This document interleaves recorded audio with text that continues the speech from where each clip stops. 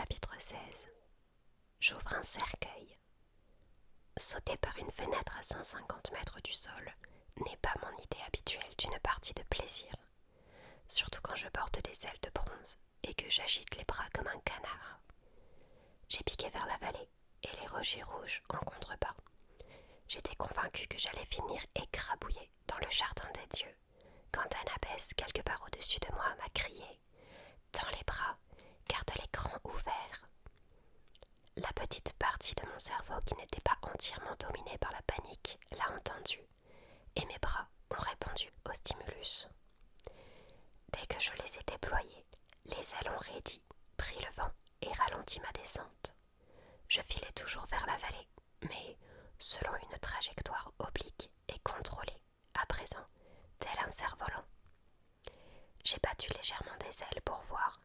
J'ai alors grimpé en arc de cercle dans le ciel, et le vent a sifflé à mes oreilles. « Super !» ai-je crié.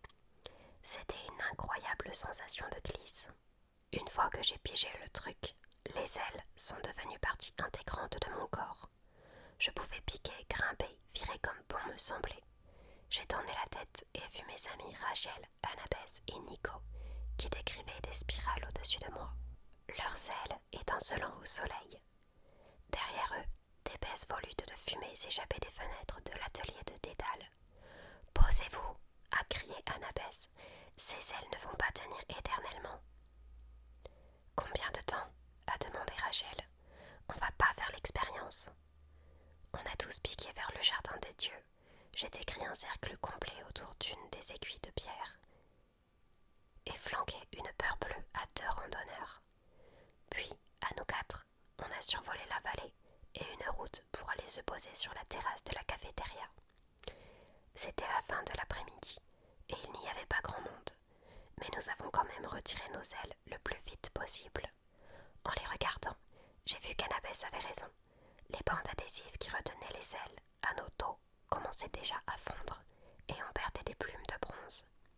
C'était vraiment dommage, mais on n'allait pas se mettre à les réparer et il n'était pas question non plus de les laisser en évidence.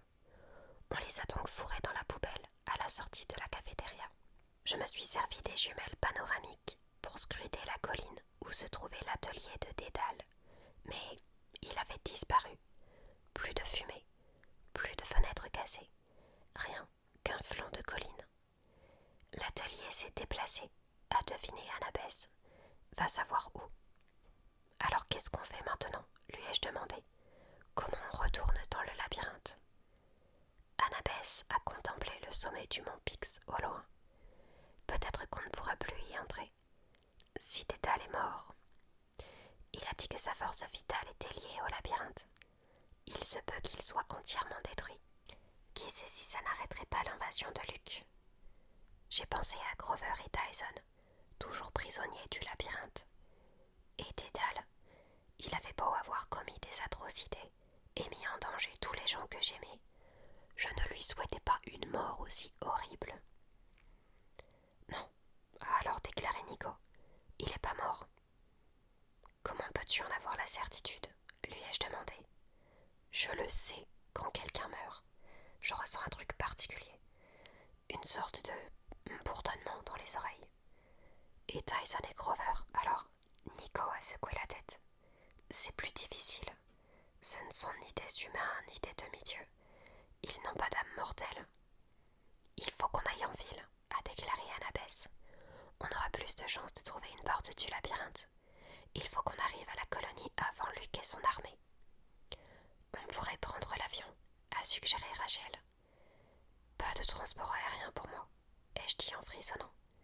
Mais tu viens de voler. C'était à basse altitude, et même là c'était risqué. Et alors, les grandes altitudes, c'est complètement le territoire de Zeus. Je peux pas y aller. En plus, on n'a pas le temps de prendre l'avion. Le labyrinthe est l'accès le plus rapide. Je n'ai pas rajouté ce qui me trottait dans la tête. J'espérais secrètement qu'avec un peu de chance, on retrouverait Grover et Tyson en chemin. Il nous faut une voiture pour aller en ville, avait remarqué Annabeth. Rachel a balayé le parking du regard. Elle a grimacé, comme si elle s'apprêtait à faire quelque chose qu'elle regretterait plus tard, et nous a dit Je m'en occupe. Comment tu vas faire? Lui a demandé Annabeth. Fais-moi confiance. Annabeth apparut réticente, mais elle a hoché la tête. D'accord, moi je vais acheter un bibelot en cristal taillé à la boutique de souvenirs. Je vais essayer de faire un arc-en-ciel et d'envoyer un message iris à la colonie. Je viens avec toi, a dit Nico. J'ai faim. Je reste avec Rachel alors, ai-je dit. On se retrouve tous au parking. Rachel a froncé les sourcils, comme si elle n'avait pas très envie que je l'accompagne. Ça m'a fait un drôle d'effet, mais je l'ai quand même suivie. Elle s'est dirigée vers une grosse voiture noire, garée à l'entrée du parking. C'était une Lexus, avec chauffeur, comme j'en vois beaucoup dans les rues de Manhattan. Le chauffeur prenait l'air devant la voiture, en lisant le journal. Il était en costume cravate. « Qu'est-ce que tu vas faire ?» ai-je demandé à Rachel.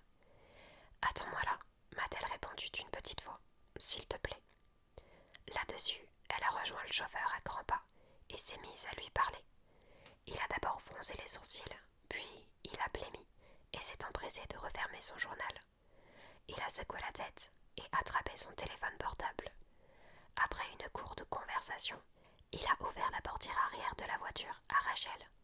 Elle a pointé le doigt dans ma direction et le chauffeur a opiné de plus belle, genre « Oui, madame, comme vous voudrez, madame. » Je n'arrivais pas à comprendre pourquoi il se mettait dans un tel état.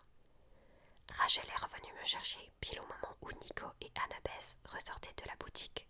« J'ai parlé à Chiron, » a annoncé Annabeth. « Ils se préparent du mieux qu'ils peuvent pour la bataille, mais il veut quand même qu'on rentre au plus vite. Ils vont avoir besoin de tous les héros disponibles.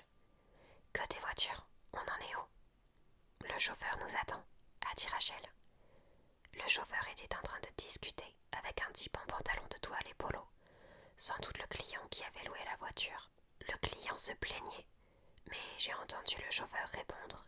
« Je suis vraiment désolé, monsieur, nous avons une urgence, mais je vous ai commandé une autre voiture. » « Venez, » a dit Rachel. Elle nous a emmenés à la voiture et y est montée sans accorder un regard au client indigné. Une seconde plus tard, on roulait. La voiture avait un intérieur tout cuir et plein de place pour allonger les jambes. À l'arrière, il y avait une télé à écran plat incrustée dans le dossier des repose-têtes de devant et un mini-frigo bourré de soda, d'eau gazeuse et de collations diverses. On a entrepris de s'empiffrer. « Où souhaitez-vous aller, mademoiselle Dare ?» a demandé le chauffeur. « Je ne sais pas encore, Robert. On a besoin de circuler un peu en ville et de... chercher un peu. Comme vous voudrez, mademoiselle. » Je me suis tournée vers Rachel et je lui ai demandé « Tu le connais, ce type ?»« Non. Mais il a tout lâché pour t'aider. Pourquoi ?»« Aide-moi à chercher, » a-t-elle rétorqué. « Ouvre grand les yeux. » Ce qui ne répondait pas à ma question. On a tourné une bonne demi-heure dans Colorado Springs, sans que Rachel remarque rien qui lui paraisse susceptible d'être un accès au labyrinthe. J'avais une conscience aiguë de son épaule contre la mienne, et je n'arrêtais pas de me demander qui elle était, au juste, pour pouvoir s'adresser à un chauffeur au hasard comme ça, et le convaincre de se mettre à son service immédiatement. Au bout d'une heure, on a décidé de prendre vers le nord, direction Denver, en espérant qu'une ville plus importante serait plus susceptible d'abriter une entrée du labyrinthe. Mais l'inquiétude nous gagnait tous. On perdait du temps. Et puis, juste à la sortie de Colorado Springs, Rachel s'est brusquement redressée sur son siège. « Quittez l'autoroute !»« Pardon, mademoiselle » a fait le chauffeur en lui lançant un coup d'œil par-dessus son épaule. « Je crois avoir vu quelque chose. Prenez cette sortie. » Le chauffeur a louvoyé entre les voitures et rejoint la bretelle de sortie in extremis. « Qu'est-ce que tu as vu ?» ai-je demandé à Rachel, parce qu'on n'était plus en ville et qu'il n'y avait quasiment rien autour de nous, à part les collines, des prairies et quelques fermes isolées. Rachel a demandé au chauffeur de prendre un chemin de terre peu engageant. On est passé devant un panneau, trop vite pour que je parvienne à le lire, mais Rachel l'a fait à voix haute. Musée de la mine et de l'industrie. En fait, de musée, c'était assez piteux. Une bicoque, genre gare de chemin de fer, d'autrefois, et quelques vieilles fours, et quelques vieilles foreuses, pompes et autres excavatrices surprise disposée devant. « C'est là, » a dit Rachel en montrant du doigt un trou qui perçait le flanc d'une colline toute proche. « Une entrée du tunnel condamnée par des planches et des chaînes. »« Ça, une porte du labyrinthe ?» a demandé Annabeth. « Comment peux-tu en être sûre ?»« T'as qu'à regarder. Je veux dire, je le vois, d'accord ?» Elle a remercié le chauffeur et nous sommes tous descendus. Il n'a pas demandé d'argent. Rien. Vous êtes sûre que ça va aller, mademoiselle Dare ? Je serais heureux d'appeler votre... Non, vraiment, l'a interrompu Rachel. Je vous remercie, Robert. On n'a besoin de rien. Le musée étant fermé, on a pu grimper la colline qui menait au puits de la mine sans que personne ne nous pose de questions. Quand on est arrivé devant l'entrée, j'ai repéré la marque de dédale gravée sur le cadenas. Mais ça ne disait pas comment Rachel avait bien pu voir quelque chose d'aussi minuscule depuis l'autoroute. J'ai effleuré le cadenas et les chaînes sont tombées à terre. On a repoussé quelques planches à coups de pied et on est entré. Pour le meilleur ou pour le pire, nous étions de retour dans le labyrinthe. Les boyaux en terre ont cédé la place à des tunnels aux parois de pierre, lesquels serpentaient, bifurquaient et tournaient sans autre but, apparemment, que de semer la confusion dans les esprits. Mais Rachel n'avait aucun mal à nous guider. On lui avait dit qu'on devait rentrer à New York, et elle ralentissait à peine le pas quand elle arrivait à un croisement et devait choisir une direction. À ma grande surprise, Rachel et Annabeth se sont mis à bavarder tout en marchant. Annabeth a posé quelques questions perso à Rachel, mais comme Rachel restait évasive, elles sont passées à l'architecture. En fait, Rachel s'y connaissait un peu, parce qu'elle prenait des cours de beaux-arts. Elles ont commencé à comparer les façades de plusieurs immeubles de New York. Genre, tu connais bla bla bla, et comment tu trouves bla bla bla. Je les ai laissées prendre un peu d'avance, et j'ai rejoint Nico. Un silence gêné s'est installé entre nous. Merci d'être revenu nous chercher, ai-je fini par dire. Nico a plissé les yeux. Il avait pas l'air aussi en colère que d'ordinaire, juste méfiant, sur ses gardes. J'avais une tête envers toi depuis le ranch, Percy. Et puis, moi aussi je voulais voir Dédale. Minos avait raison, dans un sens. Dédale devrait mourir. Personne ne devrait pouvoir échapper si longtemps à la mort. C'est pas naturel. C'est ce que tu as en tête depuis le début. Échanger l'âme de Dédale contre celle de ta sœur. Nico a gardé le silence sur une 50aine de mètres. Ça n'a pas été facile, tu sais, de n'avoir que les morts comme compagnie, de savoir que je ne serai jamais acceptée par les vivants. Seuls les morts me respectent, et encore, seulement parce qu'ils me craignent. Tu pourrais t'intégrer, ai-je dit. Tu pourrais te faire des amis à la colonie. Nico m'a dévisagé. Tu y crois vraiment, Percy ? Je n'ai pas répondu. La vérité, c'était que j'en savais rien. Nico avait toujours été un peu particulier, mais depuis la mort de Bianca, il était devenu presque effrayant.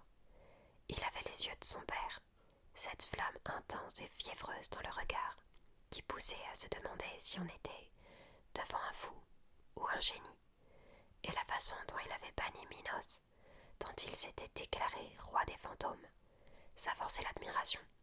Mais en même temps, c'était troublant. Je me demandais encore ce que j'allais lui répondre quand je suis rentrée dans Rachel, qui s'était arrêtée devant moi. On était à un carrefour. Notre tunnel continuait tout droit, mais un boyau latéral partait sur la droite. Un conduit voûté, taillé dans la roche volcanique noire. « Qu'est-ce qu'il y a ?» ai-je demandé. Rachel scrutait l'obscurité du boyau. Dans le faisceau lumineux de sa torche, son visage avait la pâleur d'un des spectres de Nico. « C'est par ici ?» a demandé Annabeth. « Non » a répondu Rachel d'une voix tendue. « Pas du tout. »« Alors pourquoi on s'arrête ?» ai-je demandé. « Écoutez » a dit Nico. J'ai entendu une brise dans le tunnel, comme si on était près de la sortie, et j'ai senti une odeur qui me disait vaguement quelque chose, qui réveillait de mauvais souvenirs. « Ça sent l'eucalyptus » ai-je dit, comme en Californie. L'année dernière, quand j'avais affronté Luke et le géant Atlas au sommet du mont Tamalpais, c'était exactement la même odeur qui flottait dans l'air. quelque chose de maléfique au bout de ce tunnel, a dit Rachel, une force très puissante. Et l'odeur de la mort, a renchéri Nico, ce qui a achevé de me rasséréner. J'ai croisé le regard d'Annabeth. L'entrée de Luc, a-t-elle deviné? Son entrée au mont Audris, le palais des titans. Il faut que j'aille voir. Percy, non. Si ça se trouve, Luc y est. Peut-être même Chronos. Je dois découvrir ce qui se passe. Annabeth a hésité puis a répondu. Alors, allons-y tous. Non, ai-je objecté. C'est trop dangereux. S'il s'empare de Nico ou de Rachel. D'ailleurs, Chronos pourrait se servir d'eux. Reste avec eux. Protège-les. Ce que j'ai omis de dire, c'est que je me faisais du souci pour Annabeth également. Je n'avais pas confiance dans ses réactions. Si jamais elle revoyait Luc. Il l'avait trompé et manipulé tant de fois déjà. Percy, a dit Rachel, n'y va pas tout seul. Je vais faire vite, ai-je promis. Je serai prudent. Annabeth a retiré sa casquette de baseball de sa poche. Prends ça au moins, et fais attention. Merci. J'ai repensé à la dernière fois qu'on s'était séparés, Annabeth et moi, au Mont Sainte-Hélène, et qu'elle m'avait embrassée pour me souhaiter bonne chance. Cette fois-ci, j'avais juste droit à la casquette. Je l'ai mise. C'est parti, ai-je murmuré, et je me suis avancée, invisible, dans le boyau de roches noires. Avant même d'arriver à la sortie, j'ai entendu des voix, les grondements et aboiements des monstres marins forgerons, les Delgines. On a pu sauver la lame au moins, disait l'un d'eux. Le maître nous récompensera quand même. Oui, oui, acclapit une deuxième voix plus stridente. Des récompenses fabuleuses.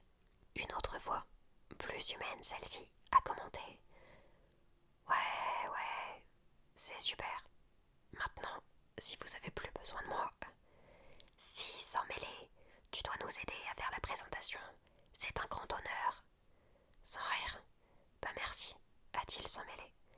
Et j'ai alors reconnu la voix d'Ethan Nakamura, le type qui avait filé après que je lui ai sauvé la vie dans l'arène. Je me suis approché à pas furtif de l'orée du tunnel. J'avais du mal à me rappeler que j'étais invisible. En principe, il ne pouvait pas me voir. Une bouffée d'air frais m'a frappé au visage quand je suis sortie. J'étais près du sommet du mont Tam. L'océan Pacifique se déployait en contrebas. Gris, sous un ciel nuageux. Assis sous 7 mètres en aval, de Delgines disposait un objet sur le dessus d'un grand rocher. Un objet long et mince, enveloppé d'un tissu noir. Ethan les aidait à le déballer. Fais attention, imbécile, lui a lancé l'un des Delgines. Suffit que tu l'effleures et la lame détachera ton âme de ton corps.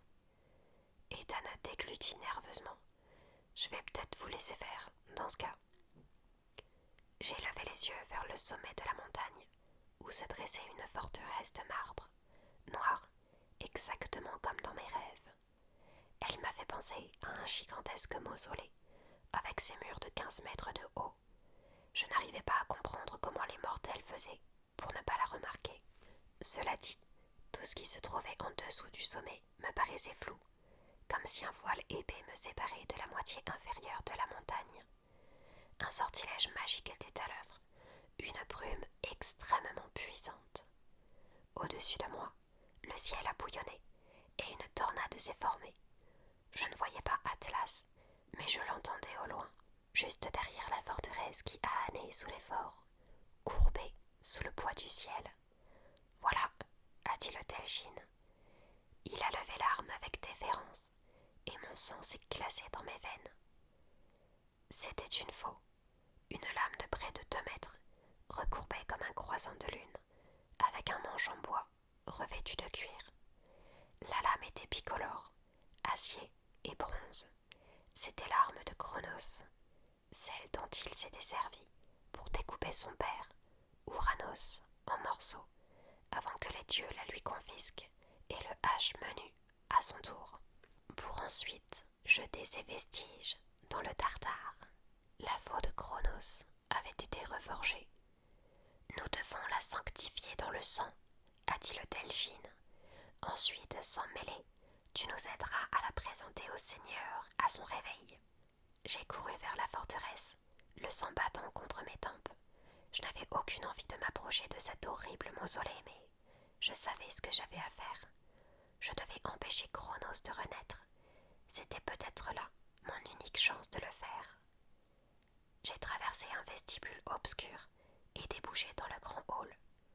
Le sol luisait comme un piano d'acajou, d'un noir profond et en même temps lumineux.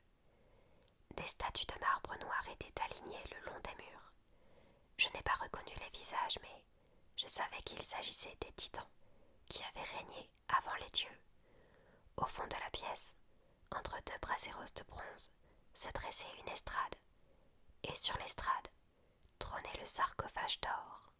Seul le crépitement des flammes troublait le silence de la pièce. Luc n'était pas là. Il n'y avait pas de gardien. Rien. Ça paraissait trop facile. Néanmoins, je me suis approchée de l'estrade. Le sarcophage était exactement comme dans mes souvenirs. Environ 3 mètres de long, beaucoup trop grand pour un humain. Les parois étaient gravées de scènes de mort et de destruction complexes, où l'on voyait des dieux broyés sous des roues de chariots, des temples et des édifices célèbres en flammes ou réduits en ruines. Son aura était glaciale. J'avais l'impression, en m'approchant, de rentrer dans une chambre froide, et je voyais mon souffle former un nuage de buée. J'ai dégainé Turbulence, et le poids familier de l'épée dans ma main m'a un peu réconforté. Les fois précédentes où je m'étais trouvée près de Cronos, sa voix maléfique m'avait parlé dans mon cerveau. Pourquoi gardait-il le silence cette fois-ci? Il avait été déchiqueté en 1000 morceaux, tailladé avec sa propre faux. Qu'allais-je découvrir si je soulevais ce couvercle? Comment pouvait-il lui fabriquer un nouveau corps?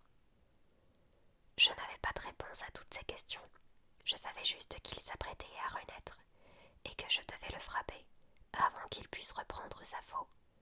Je devais trouver le moyen de l'arrêter. J'étais au bord du sarcophage et je le regardais de haut. La décoration du couvercle était encore plus riche que celle des côtés. Des scènes de carnage, des débauches de violence et de pouvoir. Au milieu, figurait une inscription en caractère encore plus ancien que le grec. C'était une langue magique. J'étais incapable de la lire, mais je savais ce qui était marqué. Cronos, seigneur du temps. Ma main a effleuré le couvercle. Le bout de mes doigts a bleui. La poignée de mon épée s'est couverte de givre. À ce moment-là, j'ai entendu des voix derrière moi qui approchaient. C'était maintenant ou jamais. J'ai poussé le couvercle doré qui est tombé par terre avec un boum retentissant. J'ai brandi mon épée, prêt à frapper. Mais quand j'ai regardé à l'intérieur du sarcophage, je n'ai pas compris ce que mes yeux me disaient. Des jambes de mortel, dans un pantalon gris, un t-shirt blanc, des mains croisées sur le ventre. Il manquait une partie de la poitrine, un trou noir découpé proprement de la taille d'une blessure par balle, à l'exact emplacement du cœur. Les yeux étaient fermés, le visage blême, des cheveux blonds et une balafre en travers de la joue gauche. Le corps, qui gisait dans le sarcophage, était celui de Luc. J'aurais dû l'oxyre sur le champ, lui planter Turbulence de toutes mes forces dans le corps. Mais j'étais sous le choc, sidéré. Je ne comprenais pas. J'avais beau haïr Luc, savoir qu'il m'avait trahi. Je ne m'expliquais pas pourquoi il était dans ce sarcophage, ni pourquoi il avait l'air si terriblement, si définitivement mort. Les voix des Delgines ont résonné juste derrière moi. Qu'est-ce qui s'est passé? S'est écrié un des démons marins en voyant le couvercle par terre. Je suis descendu précipitamment, oubliant que j'étais invisible, et me suis caché derrière une colonne, tandis qu'il rejoignait l'estrade. Attention, a prévenu l'autre démon. Peut-être qu'il s'éveille.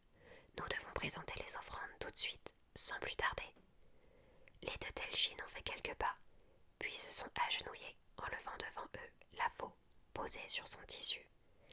Seigneur, a dit l'un d'eux, ton emblème de pouvoir est reconstitué. Silence, Rien n'a bougé dans le cercueil. Imbécile, a bougonné l'autre Delgine. Il a besoin du sang mêlé d'abord. Ethan a reculé.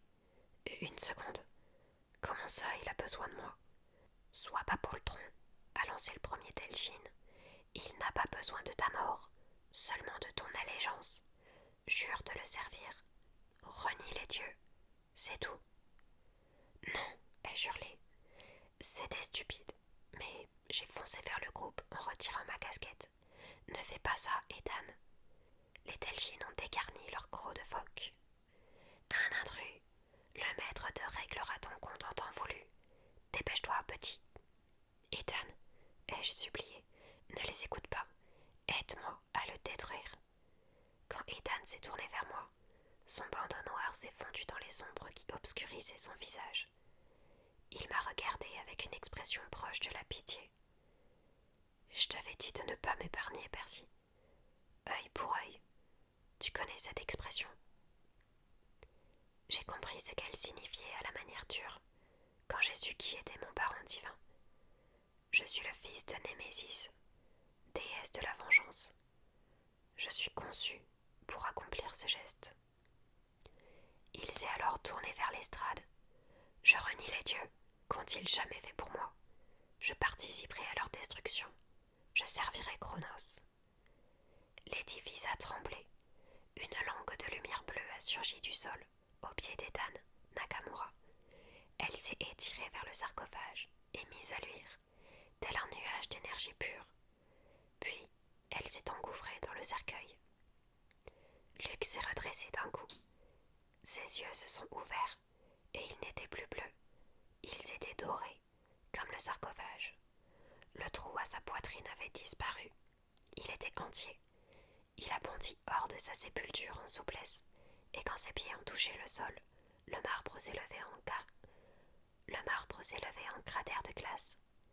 Il a braqué ses horribles yeux d'or sur Ethan et les Delgines, comme un nouveau-né qui ne sait pas trop ce qu'il voit. Puis, il m'a regardé, et lorsqu'il m'a reconnu, un sourire s'est étiré lentement sur ses lèvres. Ce corps a été bien préparé, a-t-il articulé. Sa voix m'a fait l'effet d'une lame de rasoir, se glissant sous ma peau. C'était la voix de Luc, et en même temps, ça ne l'était pas. Un autre son, horrible, ancien et froid, comme un raclement de métal sur la pierre, la sous-tendait. Tu ne trouves pas, Percy Jackson? J'étais paralysée, incapable de répondre. Cronos a éclaté de rire en rejetant la tête en arrière. La cicatrice qui parait son visage s'est plissée. Luc avait peur de toi, a dit la voix du titan. Sa jalousie et sa haine ont été de puissants outils. Elles m'ont garanti son obéissance. De cela, je te sais gré. Ethan s'est écroulé au sol, terrifié. Il s'est pris le visage entre les mains. Les Delgines tremblaient en présentant la faux. J'ai fini par retrouver mon sang-froid. Je me suis élancée vers la créature qui avait jadis été Luc, en dardant mon épée sur sa poitrine. Mais sa peau a dévié l'estocade comme un bouclier d'acier. Il m'a regardé avec une expression amusée. Puis, il a donné une chiquenaude dans l'air, et je me suis retrouvée projetée à l'autre bout de la pièce. Je me suis écrasée contre un pilier. Péniblement, je me suis relevée en battant des paupières pour chasser les étoiles qui dansaient devant mes yeux. Mais Cronos avait déjà empoigné sa faux. Ah, beaucoup mieux, a-t-il dit. Luc l'appelait perfide, un nom bien trouvé.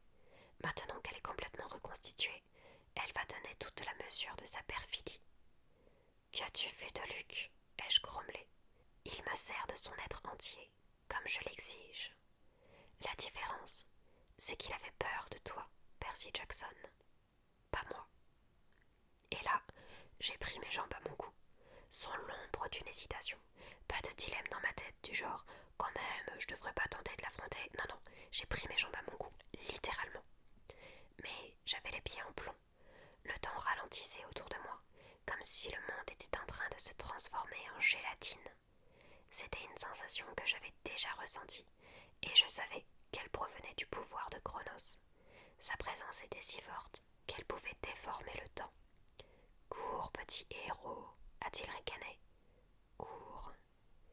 J'ai jeté un coup d'œil par-dessus mon épaule et j'ai vu qu'il approchait d'un pas tranquille, balançant sa faux, comme s'il avait plaisir à la tenir de nouveau dans sa main. Aucune arme au monde ne pouvait l'arrêter, aucune masse de bronze céleste. Il n'était plus qu'à 3 mètres quand j'ai entendu « Percy !» C'était la voix de Rachel. J'ai vu passer une sorte de flèche floue et bleutée. Une brosse en plastique bleu est allée se planter dans l'œil de Chronos. « Aïe !» a-t-il hurlé d'une voix qui, à cet instant, n'était plus que celle de Luc, pleine de surprise et de douleur. Les membres soudain libérés, j'ai couru et suis rentré de plein fouet dans Rachel, Nico et Annabeth, debout dans le hall, les yeux écarquillés d'effroi. « Luc !» a appelé Annabeth. « Qu'est-ce qui… » Je l'ai empoigné par son t-shirt et l'ai entraîné hors de la forteresse. De ma vie, je n'avais jamais couru aussi vite. On avait presque rejoint l'entrée du labyrinthe quand j'ai entendu le mugissement le plus retentissant du monde. La voix de Chronos qui s'était ressaisie. « Rattrapez-les !» « Non !» a hurlé Nico.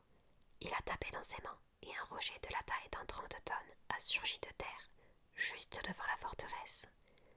Le tremblement provoqué a été si fort que la colonne de façade de l'édifice s'est écroulée. J'ai entendu les cris étouffés des Delgines, prisonniers sous les gravats. Des nuages de poussière se soulevaient. On a sauté dans le labyrinthe et continué à courir à toutes jambes, poursuivis par le rugissement de Chronos, qui faisait trembler la terre derrière nous.